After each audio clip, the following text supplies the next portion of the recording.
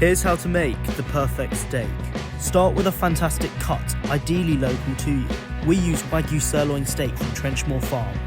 To get that perfect steak, you need that wood-fired flavour. Use a hard wood like ash or beech. Use sea salt and season generously.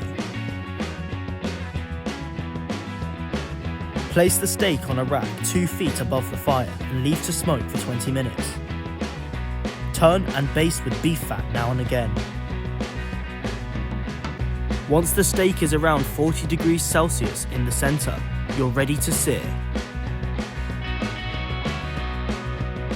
Sear the steak over hot embers for a couple of minutes on each side.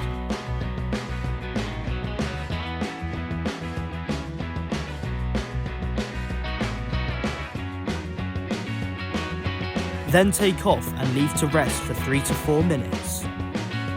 You're now ready to serve.